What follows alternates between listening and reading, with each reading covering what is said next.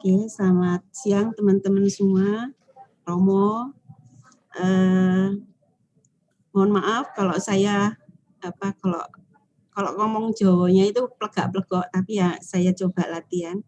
Jadi saya ditunjuk sama teman-teman untuk menjadi moderator, Romo. Jadi untuk hari ini tema Klinik Iman Katolik yang ketiga kalinya ini bertema tentang di hadapan COVID-19, hidup dan mati bukanlah pilihan, tetapi anugerah. Nanti tema ini akan dibawakan oleh Romo Robertus Bambang Rudianto SY yang biasa dipanggil Romo Rudi. Sedikit informasi terkait dengan karya pelayanan beliau. Beliau dari tahun 1994 sampai 2009, 15 tahun bertugas sebagai misionaris di Jepang. 2010 sebagai asisten ekonom SY, 2011 sampai 2015 ekonom SY, 2010 sampai sekarang pengawas dana pensiun Katolik Yadapen, 2013 sampai sekarang komisaris utama PT Canisius, 2011 sampai 2016 sebagai Pimpro Pembangunan Gedung Sanggar Prativi, 2015 sampai sekarang sebagai Direktur Sanggar Prativi. Banyak sekali ya Romo jabatannya dan tugas sekarang. Mungkin untuk lebih mempersingkat waktu, saya mempersilahkan Romo untuk bisa memulai pemaparannya. Monggo. Masih di mute Romo, mohon maaf. Masih di mute. Oke. Salam kenal dan salam sehat semuanya. Salam kenal, salam sehat Romo. Ini relay dari Rumah Sakit Carolus. Saya opname lagi sejak tanggal 27 lalu karena yang Bapak Ibu kenal yang namanya long COVID sindrom atau long COVID, dampak COVID itu adalah pada didimer dan menyebabkan saturasi atau kondisi oksigen di tubuh itu menurun karena ada penyumbatan atau pengentalan darah. Nah, itu yang saya alami hari Minggu, ternyata didimer saya tinggi. Waktu saya kena COVID, saya cerita dulu sebentar ya supaya punya ada background-nya. Tanggal 27 Desember sampai tanggal 6 Februari, saya dirawat karena COVID-19. Lalu saya 19 hari di ICU. Dan dalam 19 hari itu teman-teman saya sudah banyak yang tidak ada. Dan tentunya juga dalam kondisi 19 hari itu sebenarnya sudah tidak ada juga. Tapi nanti saya ceritakan. Lalu dalam proses penyembuhan itu saya 35 hari tidak turun dari tempat tidur karena harus semuanya dilakukan di atas tempat tidur. Sehingga memang suatu pengalaman yang unik yang saya alami. Pada waktu saya keluar rumah sakit, saya tanya pada dokter paru-paru saya tanya, sampai kapan? Karena saya masih bergantung pada oksigen waktu saat itu. Sampai kapan saya masih harus membawa oksigen kemana-mana? Setelah opname, saya masih 2 minggu memakai oksigen. Jadi kalau ke toilet, keluar, misah, ke frater-frater masih pakai oksigen. Lalu dokternya mengatakan kami juga tidak tahu, para dokter itu tidak mengetahui bagaimana melakukan treatment terhadap COVID. Dan tidak satu pun dokter yang bisa meyakini bahwa inilah treatmentnya. Karena saya mendapatkan treatment dengan obat Actrema di awal saya di treatment, sementara Romo lain mendapatkan yang sama tapi meninggal. Kalau kenal Romo Andre, yang Sekretaris Keuskupan Agung Semarang, dia bersama saya juga berjuang pada saat itu. Nah, ini konteksnya, lalu akibatnya saya hanya diingatkan oleh dokter, Romo harus cek terus. Setiap bulan harus cek kondisi darah dan juga latihan diafragma, karena itu satu-satunya yang bisa membuat pernafasan jauh lebih panjang. Kalau Bapak Ibu, biasanya kita kan nafas dada ya. Dan nafas dada itu kan paling enak, karena paling pendek. Gitu. Maka kita sering ngos-ngosan. Padahal sesungguhnya saya di fisioterapi hampir 1 bulan, ternyata nafas lambung itu sesuatu yang besar, yang banyak pengaruhnya untuk melatih pernapasan. Tapi sebelum saya masuk ke dalam cerita dan refleksi saya mau mengajak Bapak Ibu untuk melihat video ini. Saya tersentuh dengan video ini setelah saya menemukannya secara tidak sengaja dan memberi saya banyak sekali nuansa baru tentang pengalaman saya. Saya sharing screen. Boleh saya potong sebentar? Mari kita sama-sama melihat.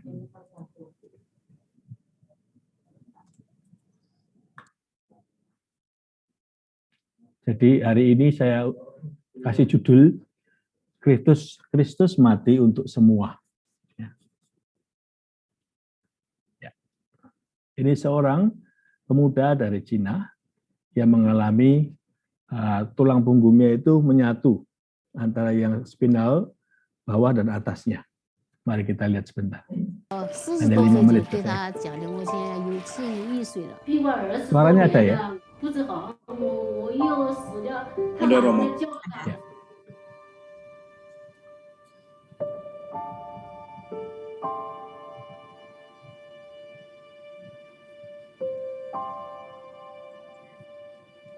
Ya.40多岁就给他讲的，我现在有71岁了，比我20多年了，不治好，我又死了，他哪个来照顾他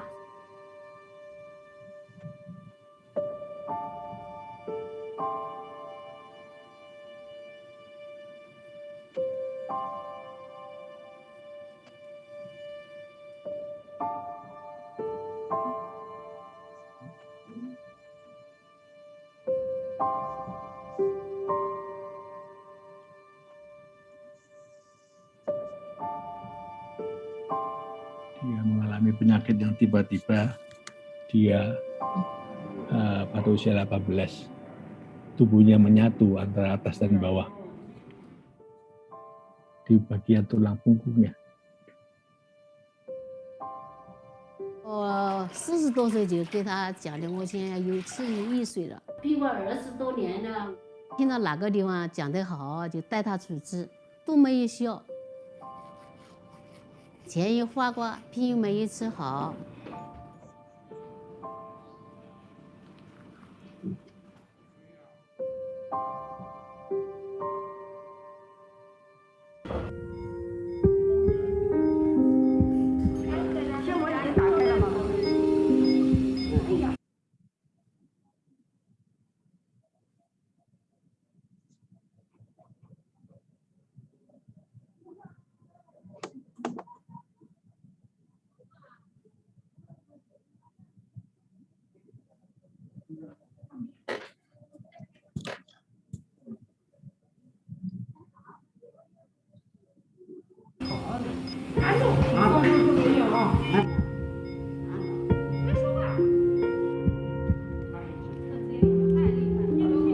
如果麻醉插管插不上，那我们根本就没有办法做这个手术，那也就只能放弃了治疗了。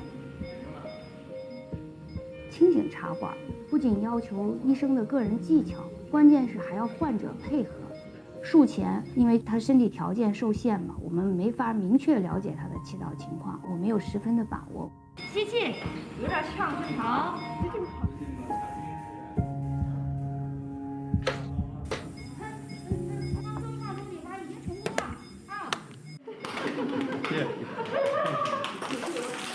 当这个管插进的时候，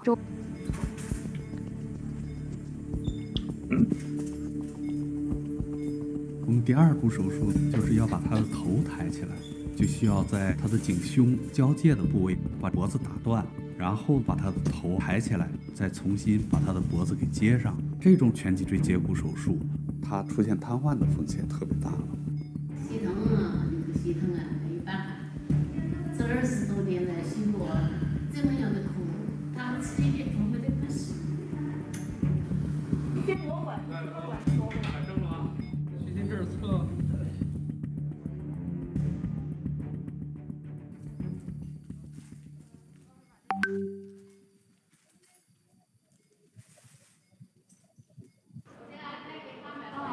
看到你儿子抬起头来了，我看到他的这个。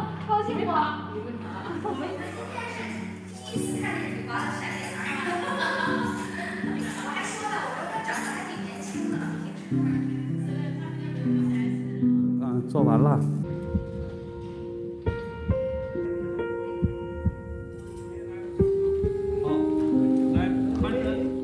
虽然有这么多手术不是新手术，但是组合起来，这是一个全新的系统的工程。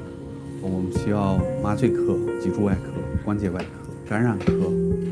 这个手术是一个多学科合作的手术。来，你们抬。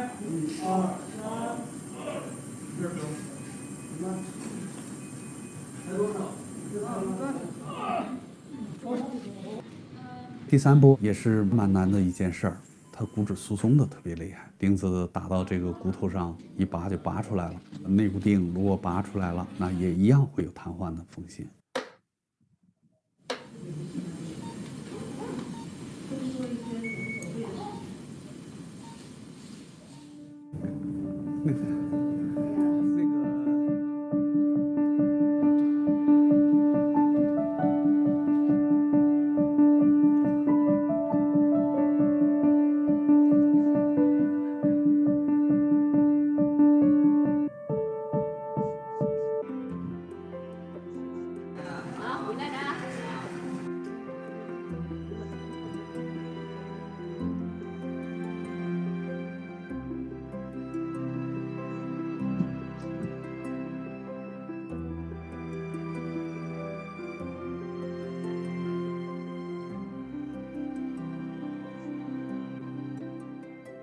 治理以后，一直看到父亲为了给我治病，比以前老了很多了，头发也白了，感到自己过意不去。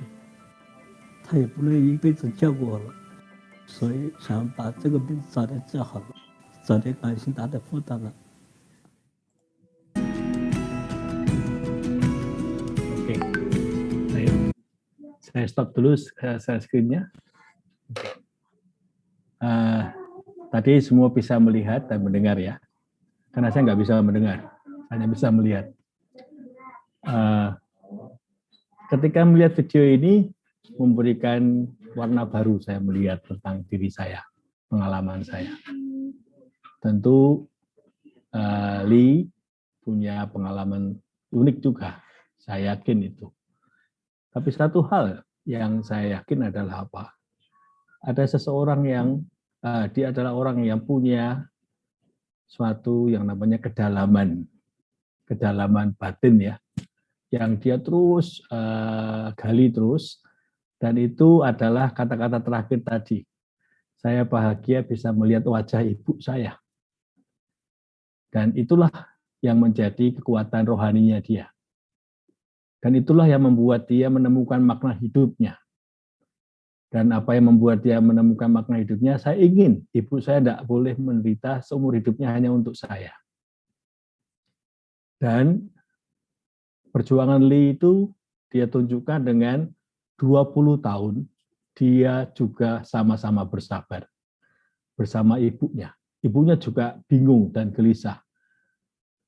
Kita nggak bisa membayangkan. Yang mengalami pasti mereka berdua tahu persis jatuh bangunnya. Kita hanya bisa melihat dalam video tentang bagaimana kesulitan Lee dan ibunya melalui hari-hari.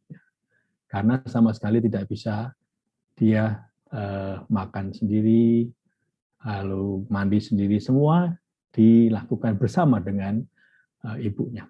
Kisah tentang ini ada banyak ceritanya.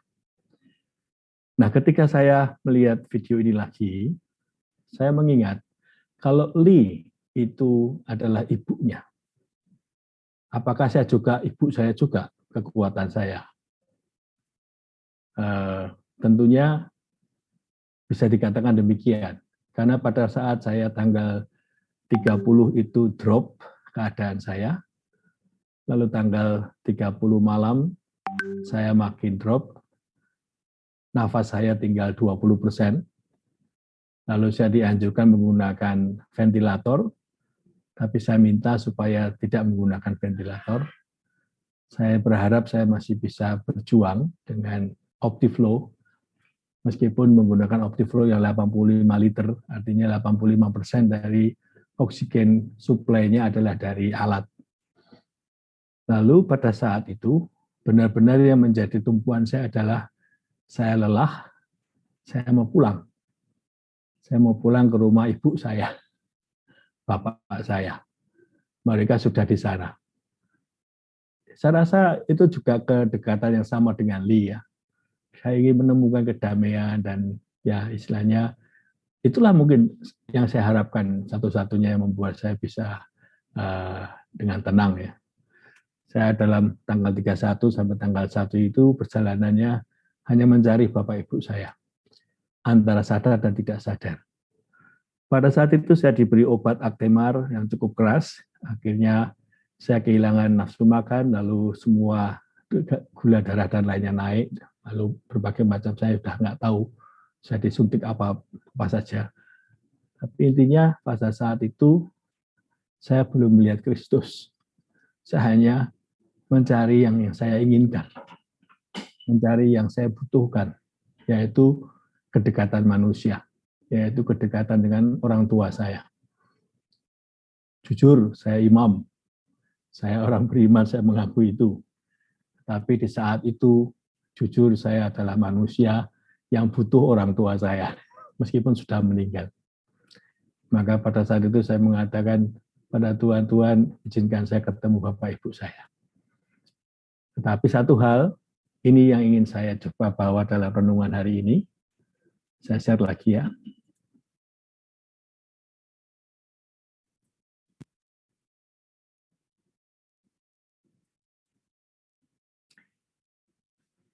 Dari Korintus 5:15 sampai 20, 2 Korintus ya. Hidup mati bukanlah pilihan tetapi Kristus ya. Yang saya sebut anugerah itu adalah Kristus, yaitu iman kita. Kristus telah mati untuk semua orang, supaya mereka yang hidup tidak lagi hidup untuk dirinya sendiri, tetapi untuk Dia yang telah mati dan telah dibangkitkan untuk mereka. Sebab itu, kami tidak lagi menilai seorang juga pun menurut ukuran manusia. Dan jika kami pernah menilai Kristus menurut ukuran manusia, sekarang kami tidak lagi menilainya demikian. Jadi siapa yang ada di dalam Kristus, ia adalah ciptaan baru, yang lama sudah berlalu. Nah, ini yang ingin saya garis bawahi. Ia adalah ciptaan baru, yang lama sudah berlalu, sesungguhnya yang baru sudah datang. Dan semuanya ini dari Allah, yang dengan perantaraan Kristus telah mendamaikan kita dengan dirinya, dan yang telah mempercayakan pelayanan perdamaian itu kepada kami. Sebab Allah mendamaikan dunia dengan dirinya oleh Kristus, dengan tidak memperhitungkan pelanggaran mereka, Ia telah mempercayakan berita pendamaian itu kepada kami. Dan terakhir, nah hanya ini saja. Bapak Ibu, ini yang saya ingin ajak melihatnya. Ketika saya berhenti nggak menemukan Bapak Ibu saya mengatakan kepada Tuhan Yesus, Tuhan Yesus, saya nggak tahu lagi apa yang harus saya mohonkan, tetapi akhirnya ya saya hanya kamu yang menjadi arti buat saya. Nah, tanggal 3 saya diberi anugerah hidup. Karena tanggal 1, 2 saya sudah lewat masa kritis, itu ada yang namanya peak-nya ya. Kata dokter saya lupa nama istilahnya apa. Saya sudah melewati peak-nya. Lalu tanggal 3 pagi saya bangun dengan apa? Ya ada lelah gitu ya, karena perih semuanya, karena semua apa namanya? Karena Optiflow, karena oksigen yang disentor itu seluruhnya jadi kering, jadi perih kayak darah yang mengering ya. Lalu ketika dikorek-korek malah jadi berdarah. Nah, pada saat saya sadar dan saya dimandikan dan semuanya, saya merenung satu hal. Kalau sekarang ini setelah saya melewati semua ini, hidupku adalah untuk Kristus. Lalu apa artinya? Apa yang sesungguhnya Tuhan ingin saya itu semakin melihatnya? Nah, pada tanggal 6, saya dapat kabar teman saya meninggal. Teman saya kenal dekat, seorang konsultan pajak dan juga seorang dosen. Dan dia pada saat pemakaman, saya diberi aksesnya di San Diego Hills. Dan saat itu saya menyaksikan keluarganya menangis, anak-anaknya menangis, teman-temannya semua menangis. Tidak ada yang merelakan. Tidak ada yang menginginkan dia meninggal. Tentu semua mengharapkan itu. Di sini saya melihat tidak hanya yang mau meninggal, tetapi yang menemani saja semua juga mengalami ketakutan, kekhawatiran, kehilangan ya. Nah, pada saat saya bertanya, saya saja yang minta dipanggil untuk penggantinya, misalkan ya, saya tidak diberi. Sementara dia yang masih banyak dibutuhkan atau nantikan umat semuanya, kenapa dipanggil? Ini pertanyaan manusia ya. Waktu saya bertanya demikian, lalu apa artinya hidup dan mati? Apa artinya saya diberi kesempatan hidup? Dan apa artinya saya diberi, ada orang yang akhirnya dipanggil? Karena setiap orang tentang kematian selalu berpikir panjang. Coba kalau saya boleh tanya pada Bapak Ibu, mungkin bisa lewat chatting ya. Kalau Bapak Ibu hanya diberi 30 detik waktunya untuk menghadap Tuhan, siap tidak?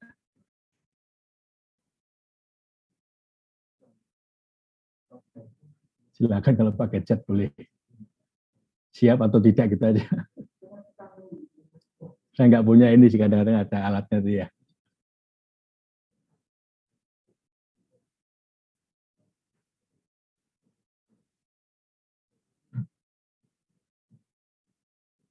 Ini.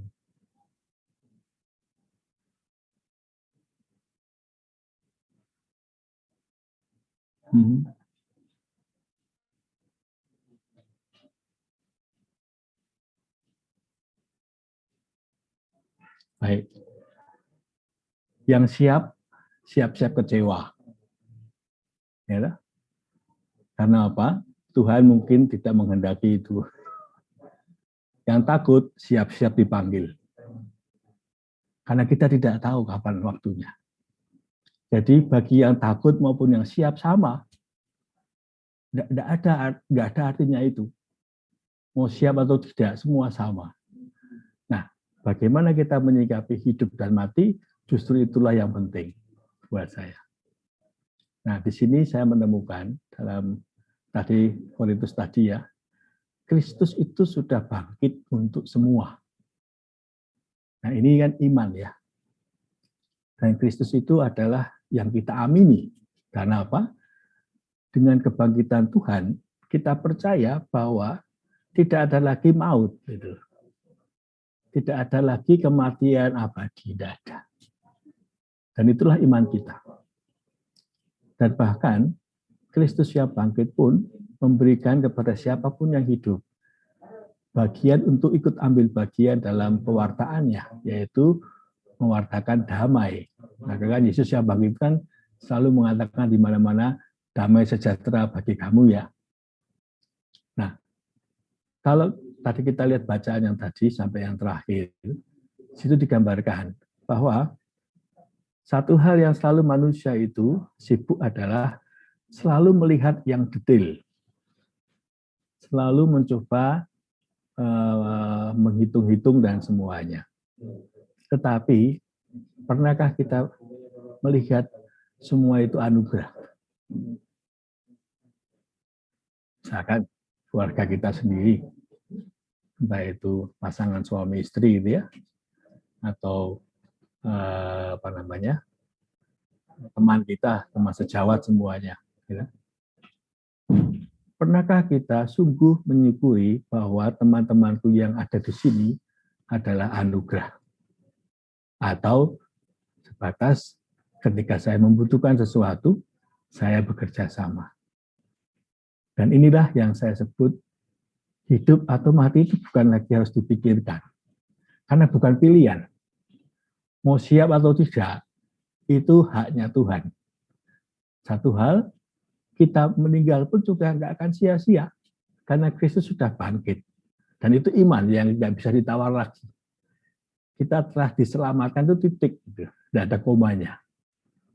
Nah, kerap manusia itu khawatir bahwa seolah-olah kita belum siap untuk diselamatkan. Keselamatan itu bukan hak kita untuk menyiapkan atau tidak. Keselamatan itu sudah diberikan kepada kita semua. Nah, sedikit saya mundur pada videonya Mr. Lee tadi ya. Dalam permenungan saya melihat videonya Mr. Lee tadi, dia itu kan berjuang terus ya, dari 20 tahun bersama ibunya ya. Coba lihat, apa yang membuat dia hidup? Dia menemukan damai dalam hidup ibunya.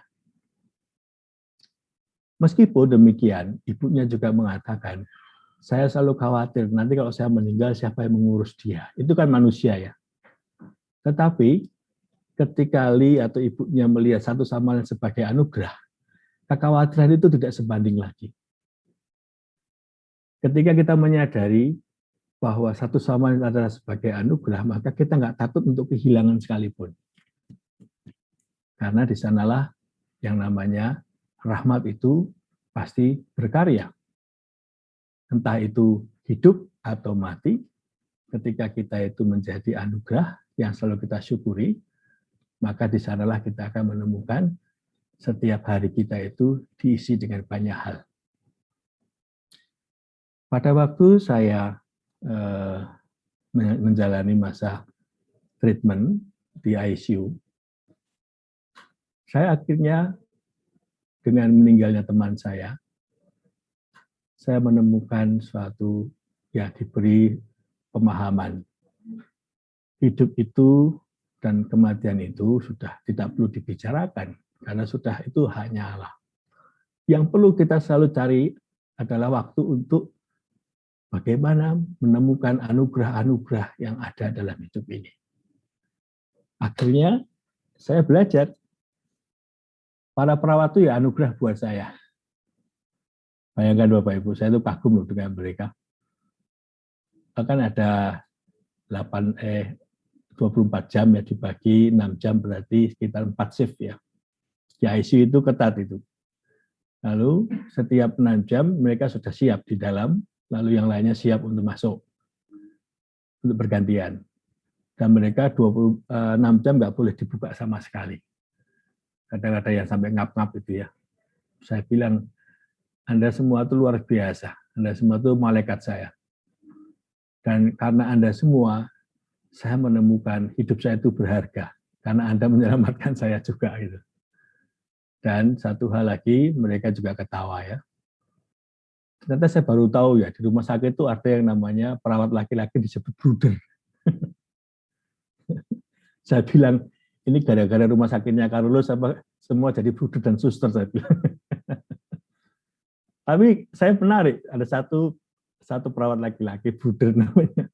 Bruder apa saya lupa namanya. Dia senang datang ke kamar saya. Lalu karena pas kosong dia cerita, Romo bagaimana, baik-baik ya. Ya, Romo, saya senang Romo, baik-baik, semakin baik. Artinya ada komunikasi ya. Nah, ternyata dengan saya melihat mereka adalah anugerah, saya mencoba menjadi mandiri. Karena saya ingin anugerah-anugerah itu juga semakin banyak berkembang ke tempat yang lain. Dan supaya juga dia juga dikurangi bebannya ya. Maka para perawat itu senang dengan saya, karena saya berusaha menjadi mandiri. Saya berusaha untuk nafas mandiri, sampai akhirnya saya bisa turun dari ICU.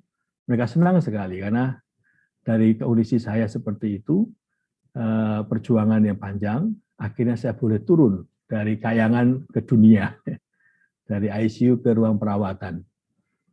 Dan saya terima kasih. Nah, yang menarik yang buat saya mengesan itu, ketika saya keluar, persis bergantian shift. Jadi shift perawat yang akan menggantikan sedang ada di ruang ganti pakaian, dan persis melihat saya mereka hore-hore gitu ya. Nah, ini mengesan buat saya. Karena ternyata kita jadi teman di sana. Saya masih megang ininya, WAG-nya ICU. Maka kadang-kadang saya punya janji nanti saat Senayan ya, gitu ya. Kadang-kadang mereka belum Romo, nanti aja Romo sembuh lagi. Gitu. Saya pindah ke Fransiskus juga sama.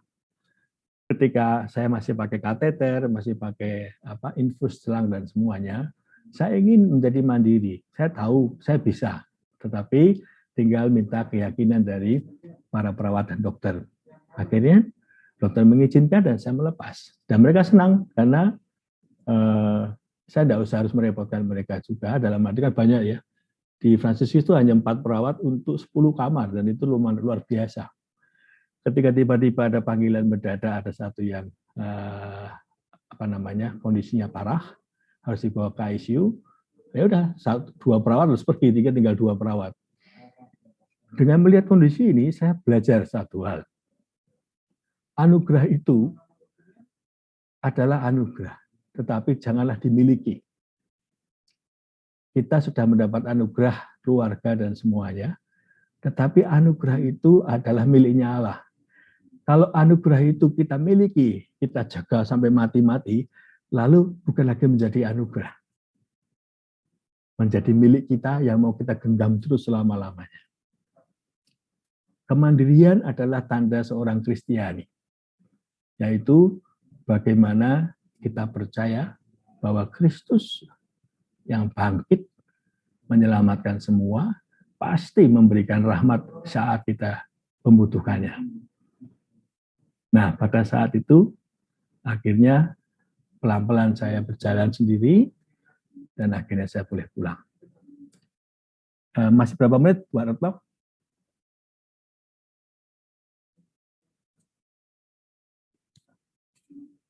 Masih 10 menit lagi, Romo. Oke, ya. Baik. 10 menit terakhir adalah konklusi ya.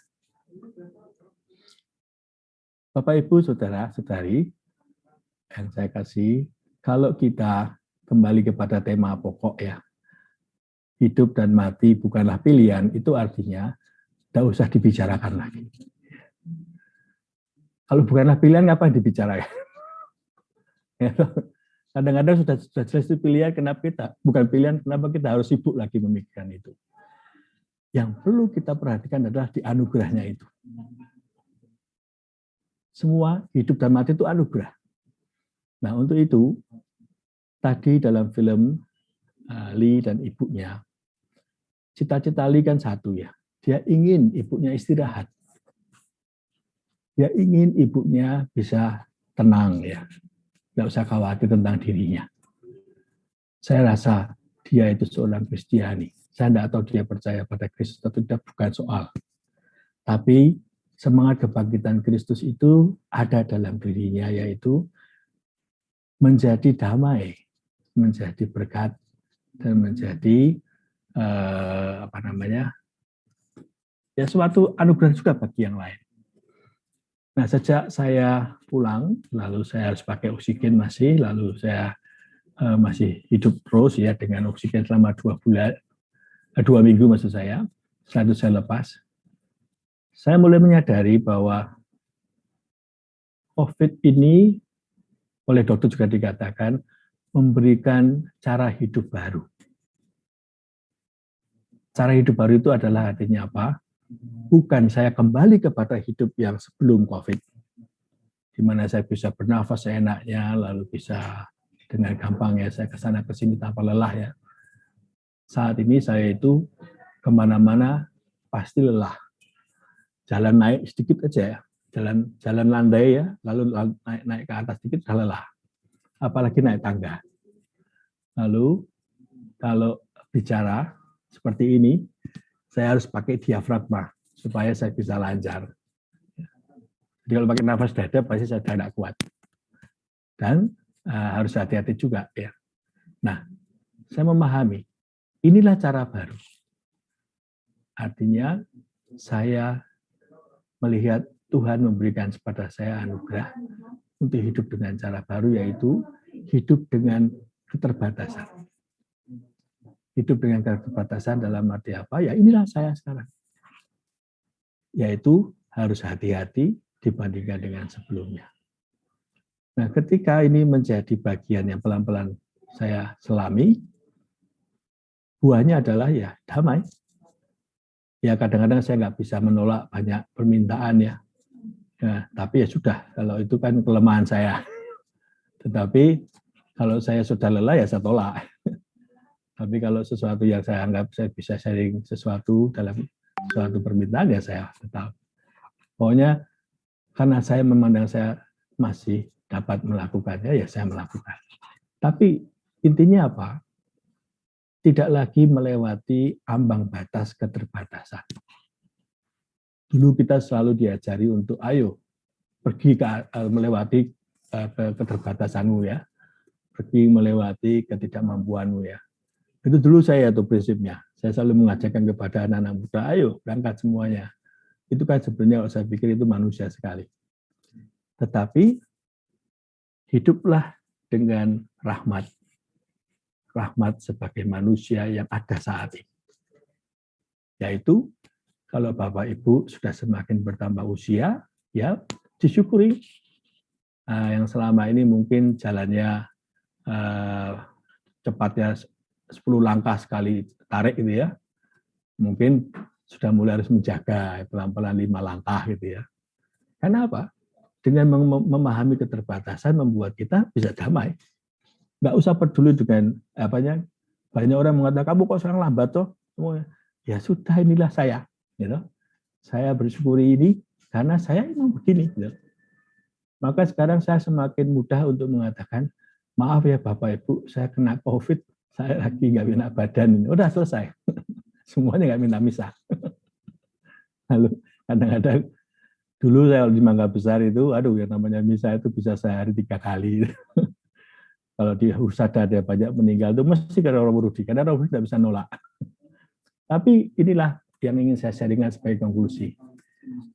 Pada akhirnya, apapun pengalaman kita, hidup dan mati itu membawa kita pada perjalanan untuk menjadi damai. Dan damai itu adalah apa? Menyelami keterbatasan kita. Hidup dalam misteri keterbatasan itulah yang saat ini sedang saya alami. Kiranya demikian Mbak Retno sebagai konklusi. Siap, Romo. Terima kasih. Selamat siang Bapak Kos. Romo, perkenalkan ini sudah dari tadi sih sebenarnya, mohon maaf ya Bapak Kos belum menyapa. Ini Bapak Kos Taman dari Bank Mega yang menjadi penasehat dan pelindung kami untuk komunitas. Selamat siang Romo. Salam kenal Pak Kos Taman. Ya, salam kenal. Mungkin untuk selanjutnya ada pertanyaan atau sharing atau apa yang bisa disampaikan ke Romo, teman-teman?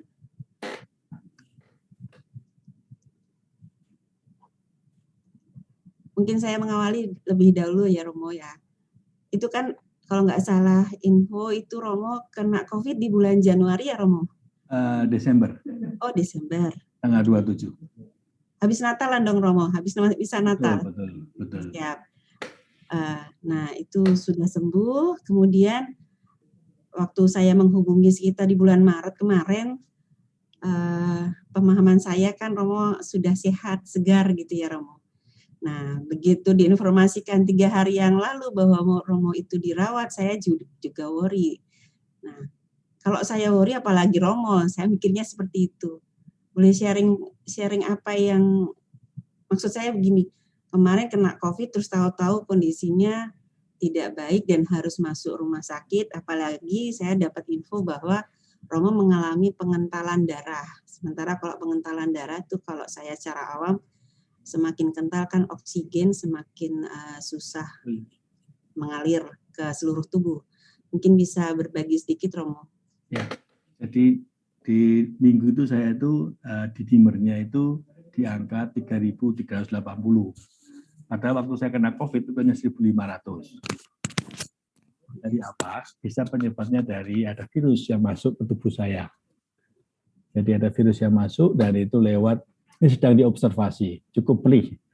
Jadi saat ini saya itu naik turun, kadang bisa turun 36 derajat panas badan, tiba-tiba nanti sore 39. Maka dokter masih mengobservasi, tampaknya ada infeksi di kandung kemih. Karena waktu saya dulu kateter, kan lama itu 35 hari. Karena hanya diambil begitu saja, tidak dibersihkan atau tidak diapa-apakan. Nah, itu tampaknya menyisakan sesuatu persoalan. Nah, ini kan saya nggak tahu juga. Nah, inilah namanya hidup setelah mengalami hidup baru ini ya. Nah, kenapa tadi Mbak Retno tanya, toh Romo khawatir enggak? Jujur Mbak Retno, saya enggak khawatir. Saya kan sudah mengatakan, ya hiduplah dalam keterbatasan yang ada. Dan dalam keterbatasan itu kalau saya masih dapat menyampaikan, dan ini malah bagus, online seperti ini memudahkan. Jadi kan kalau kita offline, berarti saya harus datang ya. Nah, justru dengan online seperti ini, malah memudahkan saya bisa dari manapun ya. Nah, kemarin saya masih satu kamar sendiri. Nah, sekarang dengan Romo dari Flores, ya nggak apa-apa. Romonya juga oke. Nah, artinya apa? Kita nggak usah merasa sungkan, ya, nggak usah merasa bingung. Saya katakan, Romo saya mau Zoom ya. Oke, Romo nggak apa-apa, silakan. Ya udah. Nah, ini yang saya sebut sebagai pengalaman belajar menjadi rendah hati itu ternyata di situ. Jadi menerima keterbatasan membuat kita apa adanya. Nah, ini mau saya tarik ke dalam konteks keluarga ya. Ya, saya juga banyak konseling keluarga juga. Kalau di keluarga-keluarga itu semakin menerima keterbatasan dirinya, pasti dia menerima keterbatasan sesamanya. Maka tidak mungkin orang menerima keterbatasan sesamanya kalau dia belum menerima keterbatasan dirinya. Maka mengenal keterbatasan dirinya itu penting dalam hidup ini. Orang sibuk soal tetek bengek ya, hidup dan mati ya. Lupa satu, bahwa masing-masing adalah anugerah dari Tuhan. Dan anugerah itu kekal. Ya, anugerah itu kekal. Nah, yang kekal itu adalah apa? Itu yang kita terima dari Tuhan. Nah, soal yang tidak kekal itu apa? Ya, kadang-kadang orang berkembang lalu jadi egois, gitu ya. Itu kan sementara. Orang kadang-kadang senang belanja, gitu ya. Saya pasti yakin nih, Bapak Ibu-Ibu nih kalau saya kasih 5 juta dolar gitu ya, suruh window shopping pasti langsung habis. Ya itu manusianya. Tapi kan itu bukan anugerah. Itu hanya tempelan. Nah, semakin kita bisa menyisihkan banyak hal yang bukan anugerah, semakin kita tuh bebas. Kebetulan tadi pagi ada seorang bapak, dulu dia adalah pembina pendamping pastoral di Rumah Sakit Karolus, juga mantan frater juga dulu. Terus dia cerita, Romo, kemarin Romo bicara soal hidup dan mati bukan pilihan dan anugerah. Semalaman saya berpikir, Romo, dan saya menemukan ini, saya baru menemukan ini. Dan memang ternyata selama ini saya takut mati karena saya masih mikir anak saya dan semuanya. Nah, inilah sebenarnya yang membuat kita harus berjuang di sana. Nah, perjuangan itu adalah melepaskan ketakutan yang ada di sini untuk memilih Tuhan. Bapak Ibu pasti harus tanya, memilih Tuhan ya. Coba ditulis. Tuhan adalah utama ya, coba ditulis. Boleh ditulis di chat. Saya ingin tahu itu berapa orang.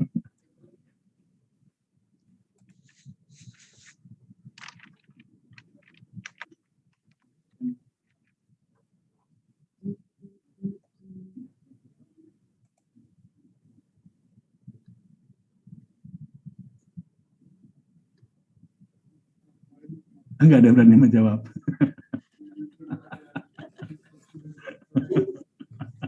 Takut ditanya sama Romo Rudi. Kebanyakan kita mengatakan, ya Romo, saya siap untuk Tuhan ya. Tetapi ketika ditanya, ketika orang yang Anda kasihi dalam keadaan yang paling berat, di titik terendah, melihat Tuhan dalam peristiwa apapun yang terjadi, sungguhkah sesuatu pilihan juga. Terlepas dari hidup atau mati. Dan inilah yang namanya kenapa mati adalah anugerah, karena seseorang yang akan masuk dalam kerajaan Tuhan, dia juga butuh melepaskan. Yang terakhir adalah orang yang sungguh-sungguh hidup dalam dirinya, afeksi, kedekatan, semua itu. Dan semua itu adalah bagian kekayaan terakhir, Bapak Ibu. Kita itu hidup menumpuk banyak hal. Yang bekerja di Bank Mega atau di CNN atau apapun, pasti pudinya banyak ya. Itu semuanya sementara. Tapi beranikah kita mengatakan, sekalipun itu semua hilang, saya siap untuk tetap percaya pada Tuhan. Nah, itu pertanyaan yang tidak mudah. Nah, sama halnya dengan sekalipun saya kena COVID, masihkah atau teruskah saya percaya pada Tuhan? Teruskah saya beriman pada Tuhan? COVID ada atau tidak mengubah iman saya. COVID ada atau tidak, semuanya sama membuat saya semakin mencintai Tuhan. Dengan apa ya tadi yang saya ceritakan tadi dan saya lakukan tadi. Maka ketika saya masuk lagi opname, ya udah Tuhan terima kasih, ya udah saya tak ke rumah sakit lagi, udah selesai. Awalnya saya malas sekali, karena apa? Harus di PCR. Saya paling nggak senang di PCR itu karena nggak kuat ininya. Tapi ya udah, saya harus berangkat taat pada dokter. Ya, demikian Mbak Retno. Ya, Romo. Ada teman-teman yang mau bertanya? Kalau enggak mau bertanya, saya bertanya boleh enggak? Izin bertanya, Romo Rudi. Oh, ya silakan. Mas Jefta. Menyelamatkan yang lain. Dari CNN Romo. Ya. Kalau tadi Romo Rudi Jefta. Oh, Jefta di bawah ya. Iya. Kalau tadi Romo Rudi bilang sosok petunjuknya juga dengan rendah hati Romo. Apakah hanya dengan kerendahan hati saja atau juga membutuhkan kebesaran hati untuk menerima posisi kita antara hidup dan mati itu? Karena kan untuk berserah itu agak sulit ya Romo ya, karena sifat manusiawi kita itu kalau kita lagi susah kita baru ingat Tuhan. Tapi ketika kita di posisi senang, biasanya kita suka lupa kan kehadiran Tuhan.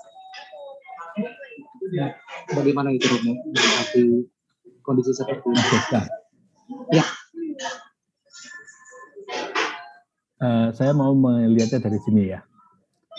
Dengan kita percaya pada Tuhan dan beriman, hidup ini menjadi tidak mudah. Karena apa? Mereka yang tidak mengindahkan Tuhan, hidup sesuai dengan keinginannya, mencari yang mudah saja, mencari yang menurut mereka paling menyenangkan. Maka ya segala-galanya ditabrak. Karena tidak ada prinsip, tidak ada arah, dan tidak ada sesuatu yang membuat mereka dalam. Coba kita lihat, ya kita sudah tahu ya, banyak hal ya, dari politikus atau macam-macam ya, semua yang mengaku beragama pun, kalau dia tidak menghayati relasi personal, agama itu kan hanya sarana ya, yang utama kan adalah apa? Relasi pribadi dengan Tuhan. Nah, ketika relasi itu tidak terjadi, maka akhirnya kita hanya menjadikan kita beragama tetapi menjadi menderita malah. Mendingan kalau mau benar-benar jadi orang ateis, jadilah orang ateis gitu. Nggak menderita. Nggak usah mikir ini, nggak usah mikir itu. Tapi ketika kita sudah bertobat dan melihat Kristus, dan itu nggak bisa mengubah yang lain. Pasti dalam hati Anda pasti akan terbersit banyak hal yang mengulik Anda ya. Nah, soal kebesaran hati dan kerendahan hati itu adalah buah, bukan hasil. Berbeda. Kalau hasil itu kan upaya manusia. Kalau buah itu anugerah. Contohnya, Mas Jefta kerja sekian lama, lalu menghasilkan nafkah, dan bisa untuk masa depan keluarga Mas Jefta. Buahnya apa? Buahnya keluarga Mas Jefta tidak kekurangan, dan mengalami keutuhan, dan selalu bersama-sama. Dan semua yang Mas Jefta lakukan itu kan akhirnya bukan yang utama. Yang utama adalah keluarga menjadi utuh. Ya, seandainya suatu saat kena PHK misalkan ya, tapi karena keutuhan itu sudah terjadi sekian puluh tahun, maka dukungan keluarga dan semuanya itu yang namanya kekuatan Mas Jefta. Ketabahan, kebesaran hati anggota keluarga, itu yang membuat Mas Jefta bangkit lagi, tidak terpuruk gitu ya. Maka di sini kalau saya ingin tadi menjawab pertanyaan Mas Jefta, kita tidak perlu mengejar yang namanya kebesaran hati dan kerendahan hati.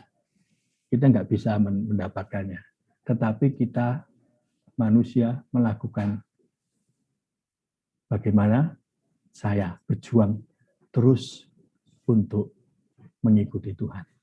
Ada dua kata yang mau saya sampaikan di sini. Menjalankan dan menjalani. Ya. Dari sisi manusia, kita itu menjalankan kehidupan. Dengan apa? Menjalankan tanggung jawab kita sebagai entah bapak keluarga, ibu keluarga, atau anak dan lain-lainnya. Kita menjalankan itu dengan sepenuh hati. Kita menjalankan itu karena apa? Seolah-olah hidup kita itu tergantung pada upaya kita untuk terus menjalankan. Dan sekaligus kita menjalani hidup ini dengan Tuhan. Jadi kita itu tidak menjalani dengan tangan sendiri, tetapi dengan iman. Nah, inilah yang membuat kita semakin menemukan buahnya itu adalah dari Tuhan sebagai anugerah. Hasilnya adalah dari apa yang kita usahakan, dan keduanya menjadi dinamika kehidupan yang membuat setiap orang menemukan makna hidup ini. Maka seorang yang bekerja bertahun-tahun, buahnya apa? Kesetiaan. Orang yang bekerja, misalkan yang Mbak Retno mungkin tidak sadar ya, sekian puluh tahun bekerja, Mbak Retno setia kepada keluarga, sebenarnya berangkat juga dari pengalaman setia kepada perusahaan juga. Ya. Kalau artinya apa? Makan, Romo. Kesetiaan itu adalah buah yang dialami lewat perjuangan. Maka yang satu perjuangan itu adalah kita menjalankan hidup ini dengan perjuangan. Tidak ada hidup tanpa perjuangan, karena tidak ada rahmat tanpa perjuangan juga. Kalau kita nggak berjuang, rahmat juga nggak datang. Nah, saya lihat di chat ada pertanyaan ini. Wabah COVID ini anugerah Tuhan atau justru hukuman dari Tuhan? Apakah ini juga takdir kehendak Tuhan? Oke. Mas Har, mau itu hukuman Tuhan atau tidak, itu nggak ada hubungannya dengan hidup kita. Saya itu mengalami, apakah dengan demikian saya kalau kena COVID saya dihukum Tuhan karena dosa-dosa saya? Wong Kristus mengatakan semua sudah diselamatkan tanpa kecuali dari kuasa maut. Kalau Tuhan masih punya yang namanya kondisi hitung-hitungan dengan manusia, itu berarti bukan Tuhan. Hanya manusia yang mencari alasan. Apa artinya COVID ini sesungguhnya? Alasannya apa? Ada dua kemungkinan. Satu sisi, kita tuh terbiasa dengan yang namanya sebab akibat. Itu kebiasaan kita dalam bekerja, toh. Pasti dia ada sebabnya, ada akibatnya. Tetapi itu hanya suatu reaksi. Padahal ada satu yang penting, yaitu sikap reaktif. Sikap reaktif itu adalah merefleksikan apa yang terjadi. Di balik peristiwa ini, sesungguhnya apa yang terjadi dengan fenomena-fenomena yang ada di sini dengan imanku. Tuhan, apa yang sesungguhnya ditawarkan lewat peristiwa-peristiwa ini dalam relasiku dengan Engkau. Maka Mas Fajar, kalau saya melihat, bagaimanapun pengalaman COVID, entah yang mengalami atau tidak mengalami, dihantar pada yang namanya pertanyaan personal, bagaimana relasiku dengan Tuhan.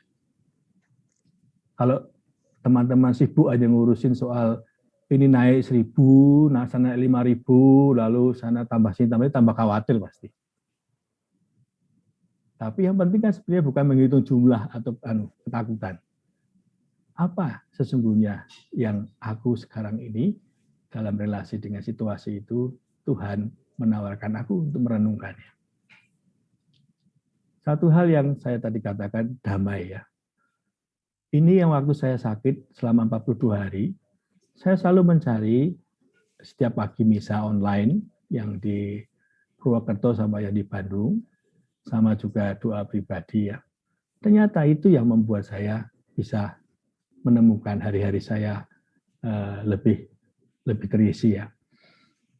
Dan tak terasa 42 hari saya lewati. Sehingga setelah saya lewati, ternyata saya sudah 42 hari itu di rumah sakit. Tapi kalau flashback ya saya nggak mau lagi. Jangan sampai. Udah lelah. Tapi nggak mungkin karena sudah antibodinya sudah masuk mungkin ya. Itu pembelaan diri. Karena Romo tetap melewati proses itu dengan sukacita begitu Romo. Ya betul. Ya artinya ngalami dengan damai. Ya, makanya gini, ada cerita lucu ya. Jadi saya lihat ada ibu-ibu terpuruk gitu ya. Dia itu ternyata baby sister dari oma. Dia terkena dari oma itu. Sudah hampir sekitar 2 mingguan tuh. Saya tanya, Bu dari mana? Saya tanya, oh ya saya nggak tahu nih sampai kapan ya di sini ya. Bosen gitu ya. Oh ya Bu. Ibu udah berapa hari? 2 minggu ya. Oh ya. Ya Bu, sama-sama ya. Saya juga udah hampir. Waktu itu saya udah hampir 40 hari waktu itu mau pulang saya. Bu, Bapak siapa? Saya Romo. 40 hari Pak Romo ya. Oh ya. Ya lalu 19 hari di ICU. Oh. Lalu gimana rasanya di ICU? Nggak tahu saya. Saya waktu di ICU nggak ngerasain. Tapi setelah keluar saya mikir, kuat juga saya. Nah, ketika itu dirasakan menjadi sakit. Tetapi ketika itu diterima menjadi kesempatan kita melihat banyak hal. Pengalaman itu ketika dirasakan yang sifatnya negatif ya menjadi negatif. Semua yang negatif positif itu kita yang menentukan. Apa pengalaman ini negatif atau tidak, kita yang menentukan. Kalau kita mengatakan, oke, saya mengalami ini, pasti akan menjadi positif. Demikian Mas Septa. Berarti mau dalam keadaan apapun, tetap kita mengacu bahwa hidup adalah anugerah dan mati adalah keuntungan gitu Romo ya. Ya, itu kan bahasanya ini ya. Bahasa Paulus ya. Iya. Kalau untuk saya bahasa Paulus itu memang bahasa rohani sekali. Bahasa saya itu sederhana. Kalau sampai kehidupan mati, jalani dengan sungguh-sungguh. Iya, betul. Itu yang saya. Adem tausiahnya siang ini Romo. Ya, terima kasih. Terima kasih Romo. Oke, ada lagi teman-teman? Tapi boleh melanjutkan pertanyaan Mas Fajar tadi ya Romo ya? Ya, monggo silakan. Kan tadi pertanyaannya adalah COVID ini anugerah atau hukuman, terus apakah ini takdir? Kalau saya malah begini, apa sih yang dimauin Tuhan terhadap kami harus mengalami COVID ini? Satu. Yang kedua, ini kok nggak kelar-kelar? Masih kurang apa? Bahasanya begini, kalau kami diuji, sudah melakukan 1, 2, 3 misalnya, tapi kok ya masih, apalagi yang masih harus kami lakukan. Itu yang memang bahkan setiap hari saya suka bertanya, kalau lagi masak di dapur itu kayak saya suka ngomong sendiri sama Tuhan. Saya kalau versi doanya bukan versi duduk, tenang gitu, enggak sih Romo. Jadi kalau lagi kerja terus saya suka ngomong, maunya apa sih Tuhan? Kan ini udah pada mulai membaik. Kok terus nongol lagi seperti case yang di India misalnya. Terus harus kita berjaga-jaga lagi gitu. Akhirnya pertanyaannya bukan kita seolah-olah ini anugerah atau hukuman, tapi sebenarnya apa sih yang kamu mau Tuhan? Itu sih Romo. Kira-kira apa ya Romo ya? Tadi sudah saya sampaikan Mbak Retno ya, jadi tadi kan statement saya itu hidup mati bukan pilihan, itu bukan sesuatu yang dibicarakan lagi ya, karena itu sudah dijalani ya. Tapi yang penting di sini adalah sebelum ada COVID maupun setelah COVID, kita tetap menjalani kehidupan. Ya, tentu sebelum COVID itu kehidupannya lancar, seolah-olah ya, seluruh usaha bisa berjalan ya. Saya pun juga harus masih aman-aman ya. Tapi sejak Maret 2020, waduh, kita di Sanggar Pratiwi pun juga perjuangan itu. Bahkan saya harus strict pada protokol juga. Tapi ya tetap saja kebobolan saya sendiri. Nah, kalau saya mau melihatnya tadi apa maunya Tuhan atau apa yang sesungguhnya Tuhan ingin aku bisa melihatnya. Saya mau pakai dengan paralel seperti ini pemikirannya. Kalau Bapak Ibu mempunyai anak kelahiran baru, ya pasti bertanya itu, wah, nek gede tadi apa ya? Ya, nah, pasti nek gede, wah ki ganteng iki wis dadi pangeran gitu. Nek putri, oh ki ayu ki cantik itu jadi putri ya, putri raja gitu ya. Itu kan keinginan kita ya. Setinggi-tingginya itu pasti orang tua menghendaki anak-anak yang baru lahir itu dengan keinginan yang tinggi gitu. Tetapi ketika dalam perjalanan anaknya sakit, lalu kena polio, misalkan ya, lalu mengalami kesulitan berjalan, kan kita bertanya, apa itu sebenarnya yang Tuhan tawarkan? Tetapi kita tetap menjalani, karena itu anak kita. Kita tetap menemani, meskipun pertanyaan itu nggak pernah terjawab. Kita menjalani terus sampai akhirnya tanpa sadar anaknya sudah menjadi besar dengan segala upaya kita akhirnya bisa berjalan dan bisa bekerja, dan saya mengatakan syukur pada Tuhan pada akhirnya anakku juga bisa berkarya seperti padamu meskipun ada masalah polio dalam kakinya. Nah, ketika kita menemani anak kita yang dari awal ganteng semuanya tetapi kena panas tinggi lalu kena polio ya, kan kita menghadapi ya. Di awal mungkin pertanyaannya apa sih maunya Tuhan? Tapi ketika kita melewati semua itu, menjalani semua itu, dan terakhir kita menemukan anak kita bisa berkembang secara mandiri, kita akan bersyukur ya. Maka di sini akhirnya pertanyaan Tuhan mau menghendaki apa ya? Nggak apa-apa, itu pertanyaannya terus bertanya. Pertanyaan itu yang membuat kita untuk setia menemani hidup ini dalam keberagamannya. Dan itu persis yang juga saya alami ketika saya di ICU 19 hari, tiap malam Bapak Ibu kiri kanan pada teriak, kalau ada teriakan masih ada yang bilang, saya tanya pada perawat gimana, ya ada meninggal lagi. Aduh, sampai ada pasien lain yang juga umat WhatsApp saya, Romo saya nggak kuat Romo di sini, saya mau turun. Udah Pak, sabar saja, karena masuk ICU itu nggak mudah gitu loh. Tapi ya dia nekat turun, akhirnya dia turun padahal CT-nya 19. Nah ketika turun, parah, nah, mau masuk ICU udah nggak ada, karena udah penuh. Itu yang Januari lagi bengkak waktu itu ya semuanya ya. Akhirnya dia meninggal. Ya. Nah, apapun yang namanya kekhawatiran dan ketakutan itu tidak real. Yang real adalah apa? Kesetiaan kita menemani hidup ini dalam ketidakjelasan. Dan inilah iman. Maka pertanyaan tadi Mbak Retno ya, apa sih artinya Tuhan ini? Itu pertanyaan yang menyangkut pertanyaan iman kita sebenarnya. Apakah perlu jawaban? Tidak perlu. Tanyakan terus, dengan bertanya terus akhirnya kita setia untuk masuk dalam misteri setiap hari yang kita hadapi. Begitu Mbak Retno.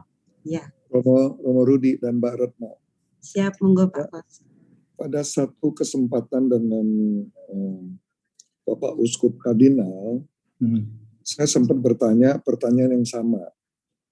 Saya mengatakan begini, saya percaya bahwa pandemi ini bukan datang dari Allah, karena saya beriman bahwa ya Tuhan tidak mendatangkan hal yang jahat pada kita. Tetapi bisa saja ini terjadi karena kesalahan manusia. Tapi kalau Tuhan mengizinkan ini terjadi, kira-kira pertanyaan sama tadi Romo, kira-kira apa yang ingin Tuhan sampaikan pada kita? Nah, Romo Kardinal jawabnya begini, dia membaca kebetulan ada surat dari Paus di depan beliau membacakan surat Paus mengenai pandemi COVID ini. Di sana Paus mengatakan bahwa dengan COVID ini Tuhan menghendaki agar dua hal. Satu, agar kita lebih dekat kepada Tuhan secara pribadi. Kedua, agar juga kita memperbaiki hubungan kita dengan sesama kita, terutama di dalam anggota keluarga. Nah, menurut Bapak Uskup, ya kira-kira itu kalau menurut surat dari Bapak Paus itu. Ya tentu seperti Romo katakan, setiap orang mempunyai pengalaman iman yang berbeda mengenai kira-kira apa sih maksud Tuhan membiarkan ini terjadi. Tentu pasti Tuhan ingin mengajarkan sesuatu.